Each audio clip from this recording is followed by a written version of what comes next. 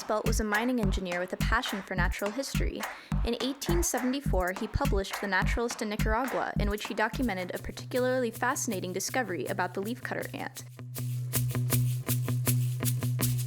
One day, Belt found leafcutter ants destroying his rose garden. Leafcutter ants possess powerful serrated jaws that they use to slice and dice leaves as easily as a chainsaw cuts through wood. Belt followed the highway of ants who were busily carrying pieces of leaves back to their nest. Determined to stop the insects from destroying his garden, he poured water and carbolic acid down their tunnels. As the ants evacuated their nest, Belt observed the refugees carrying globs of an unidentified substance from their ruined home.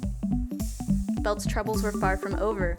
The ants moved into a new nest on the other side of the garden. In a further attempt to exterminate the pests, Belt dug into the nest and was amazed by what he found. I found their nest below to consist of numerous rounded chambers about as large as a man's head, connected together by tunneled passages leading from one chamber to another. Notwithstanding that many columns of the ants were continually carrying in the cut leaves, I could never find any quantity of these in the burrows, and it was evident that they were used up in some way immediately after they were brought in. So what were the ants doing with all these leaves they brought in? Instead of eating the leaves they harvest, the leafcutter ants turn the leaves into a manure, on which grows a minute species of fungus, on which they feed. They are, in reality, mushroom growers and eaters. Leafcutter ants have sophisticated methods of running their underground farms. The ants are sensitive to the needs of the fungus they cultivate.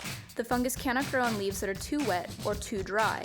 Leaves that are not ideal will be discarded or left outside in the sun. Numerous tunnels allow fresh air to reach the garden chambers. By opening and closing these ventilation tunnels, the ants regulate the temperature, keeping conditions optimal for fungus growth. Some leafcutters cultivate special bacteria that produce antibiotics, which they use to manage the growth of unwanted bacteria in their fungus gardens. When the leaf pulp fertilizer is past its prime, the ants cart it away to garbage heaps and other chambers of their nest. In some species of leafcutter ant, new queens leaving the nest to start their own colonies will pack a small piece of the fungus into a special pouch inside their mouth. That fungus will be the seed for a new garden.